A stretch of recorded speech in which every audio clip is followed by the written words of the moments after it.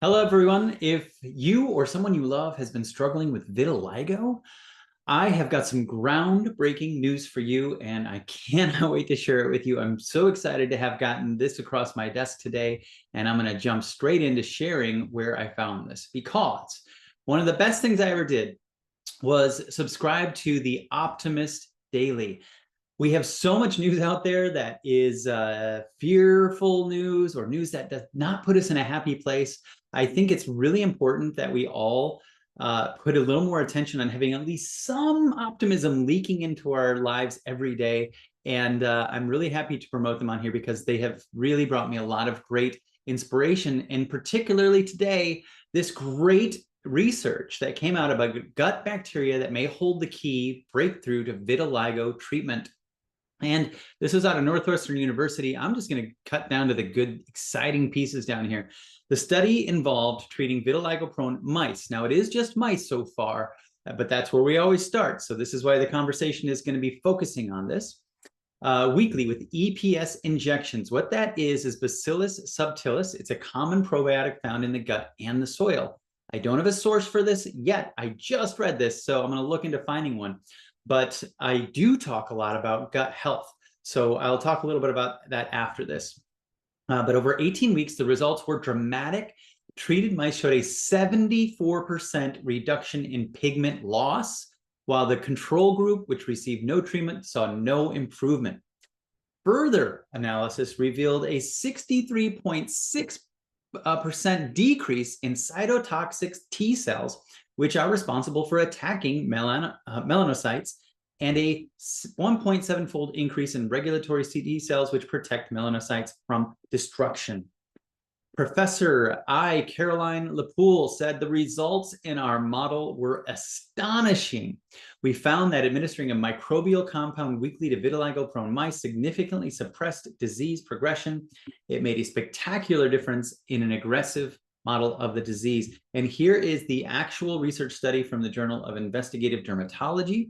I will put that in the links below if you guys want to read more about that specifically. So what does this mean? Well, there's always new things coming to light, and I think we're really starting to understand more and more and more the importance of the microbiome. The last 10 to 20 years, we've really started to discover just the enormity and the complexity of how much that impacts our health.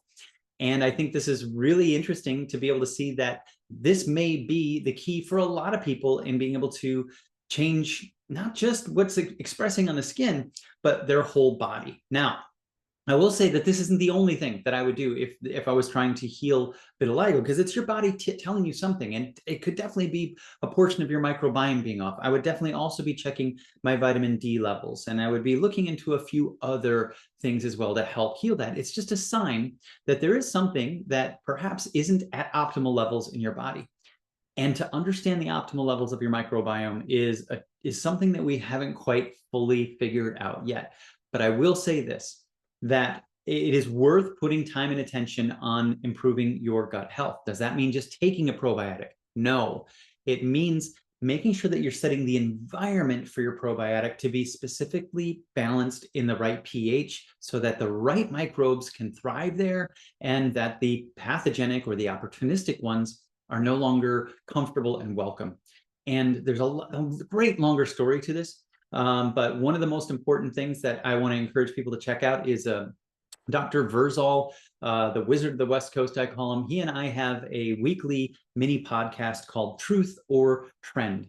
And there is a microbe called Lactobacillus reuteri that I think everybody should also know about. So as these microbes start to become more important, we want to bring them in balance. But this one is unique in the fact that it actually lives in your upper digestion, which can make a huge impact on what's actually happening in the lower digestion.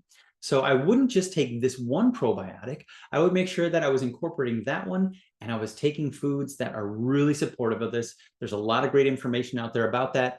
Eventually, I'll probably do an exhaustive gut restoration protocol on this. But for now, this is just a little bit of good news to share with you. And if anybody wants more specifics about what else I would be doing for this, leave me a comment below. Maybe I'll do an entire video on it, but I just want to share some good news and encourage all you that there's some hope out there to take this information and learn that there's something that your body could be using to get your whole body healthier. All right. have fun out there, and I will see you in the next video.